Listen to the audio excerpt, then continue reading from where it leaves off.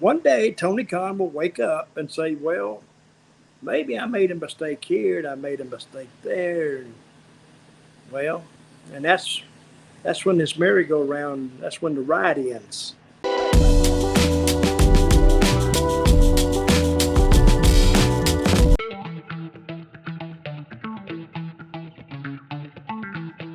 Hello, hello, hello. It is me, the True Hill Phenom SP3. This is a special Smack Talk edition here with the legendary Dutch Mantell. How you doing today, Dutch? I'm doing fine. Hey, if you hear some noise in the background, this is the only place I can do this podcast, and there's kind of working on my house. So you might hear some bings and knocks. Just overlook them. No worries, no I got, worries. I gotta get this. That's what the editors are here for. But yeah, we didn't have a Smack Talk edition last week. You were traveling, doing some work, so we decided to do this pre-tape edition to talk about some important news in the wrestling world. We usually talk about SmackDown and Rampage, so AEW and WWE. So that's what we'll do here on this pre-recorded edition. One of the bigger news stories in all of wrestling is in All Elite Wrestling, where there is a lot of backstage drama, Dutch Mantell, and it all centers around CM Punk, the AEW World Champion, who returned to the company 2 weeks ago. On last week's AEW Dynamite, the August 17th edition of AEW Dynamite, he cut a promo where he went back and forth with Jon Moxley, a very captivating promo where he talked about Moxley being the third best guy in his group, Blackpool Combat Club, and that being a reoccurring thing, being the third best guy in all of his groups. He talked about him not being the best John that he's ever beaten in Chicago, talked about his best friend Eddie Kingston not being the third best Eddie he's been in the ring with and the second best Kingston he shared a locker room with. But all of those promo points from CM Punk is not what everybody's talking about. Everybody was talking about the first part of his promo where he was supposed to start off talking about Jon Moxley, who he's versing on this week's August 24th edition of AEW Dynamite. It was when he talked about Hangman Adam Page, seemingly out of nowhere, calling Page out to have a rematch for the AEW World Championship. And then when Page didn't answer, he said that wasn't Cowboy deleted. He said he was a coward for not answering his call, and he says that the apology needs to be as loud as the disrespect was. And then we got the further report from Dave Meltzer of Wrestling Observer Radio, where he said that was an off-script comment by CM Punk that wasn't planned. And then Fightful further divulged information saying that CM Punk was upset with some words that Hangman Adam Page had to say during their feud ahead of Double or Nothing, where Hangman Page kind of alluded to CM Punk's fractured friendship with Colt Cabana, and it's caused this whole backstage drama within AEW where there is real life heat between CM Punk and Hangman Adam Page, and more of like overall there's a lot of drama and a lot of people pissed off backstage in AEW. What's your thoughts on that, more directly to the CM Punk and Hangman Page part of it? I love this. Because if you want guys to act pissed off at each other, I got a novel idea. Hey, let them get pissed off at each other. Let them really do it so they're really mad. Then they can go to the ring and let it all just evaporate there or evolve there. CM Punk is a heat-seeking son of a gun. And he's always done that. Even in WWE, he would say something, and I don't know what it is about Punk, but when he says something, it travels like wildfire, surround the dressing room. He said this and he said that, but yet not a lot of people approached him about it. Why did you say it? Now, they may do it in AEW. Now, I was reading this morning, Tony Schiavone, he came out and says, there's not as much drama backstage in AEW as you've been hearing. And I'm thinking, well, what's he supposed to say? I mean, he's got to come out and he says this. What he was really saying was there's no more than usual in a wrestling dressing room. Well, it may not be any more than usual in AEW, but that drama would not be allowed in WWE because I would say Vince, but since Vince is gone, that's not allowed. I think AEW's dressing room, I don't know who runs it. I don't know who even controls it or tries to maintain order over it, but apparently whoever is trying to do it, or they're doing a crappy job. But CM Punk's a leader.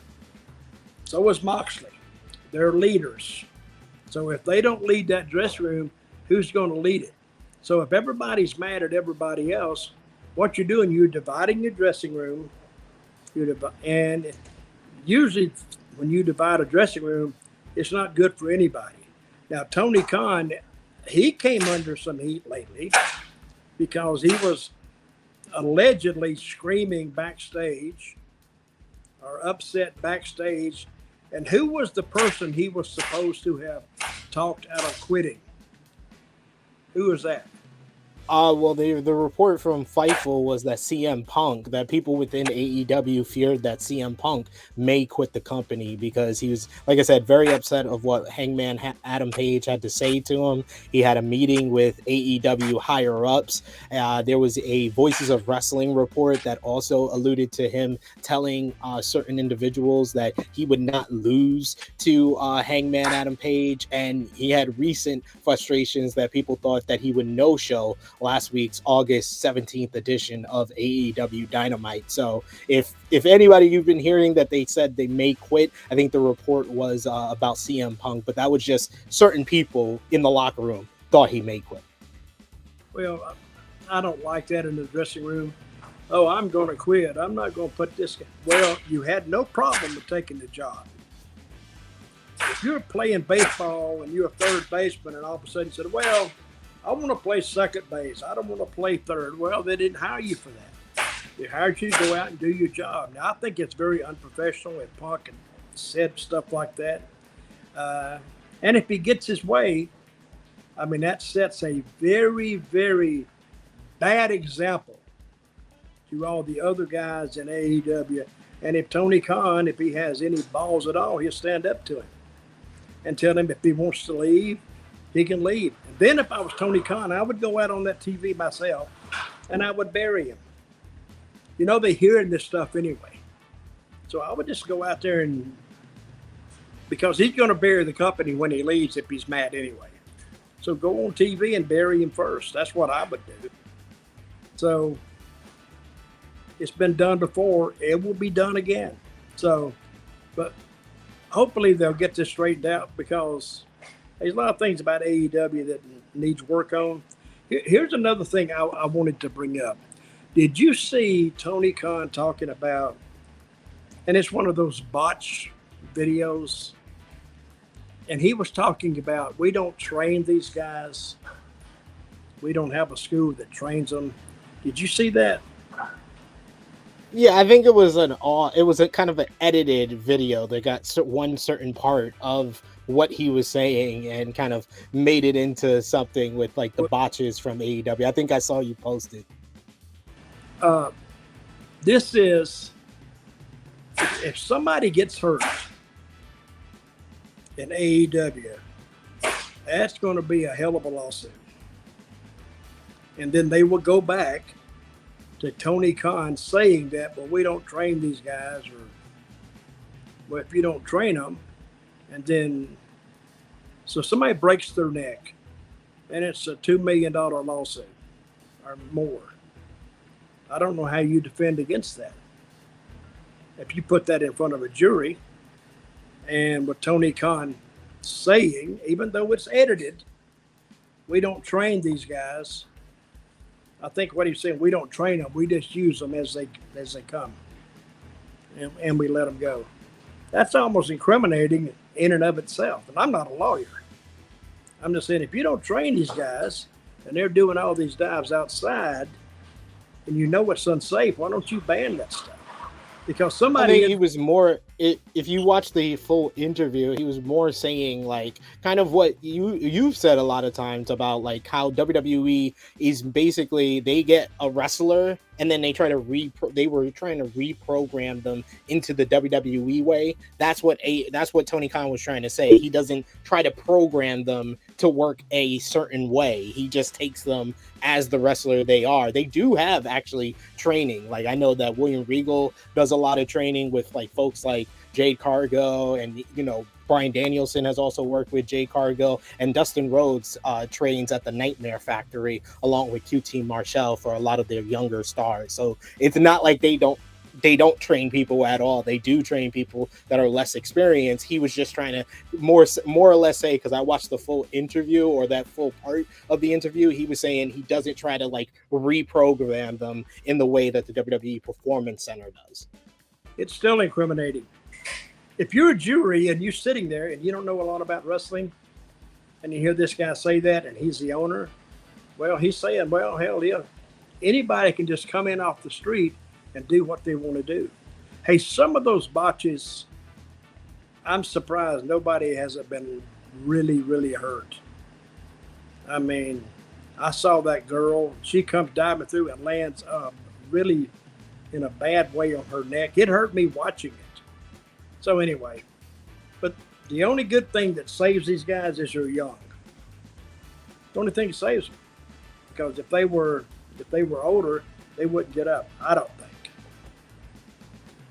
I wouldn't let anybody suplex me there anyway.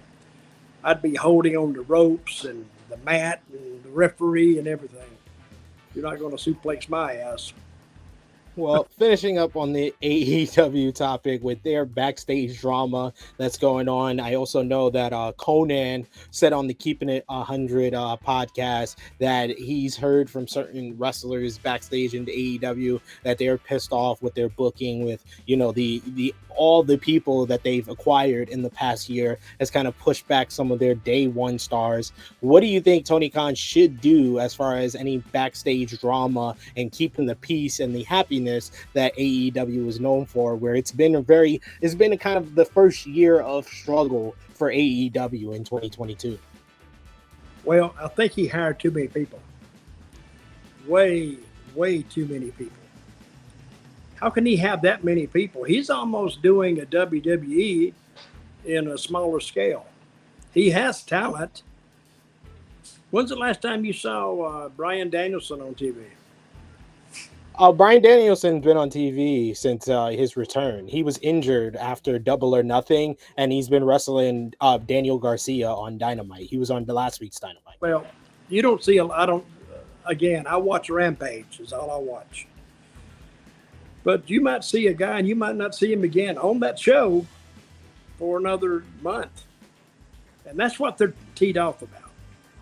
They're really teed off about that, I guess.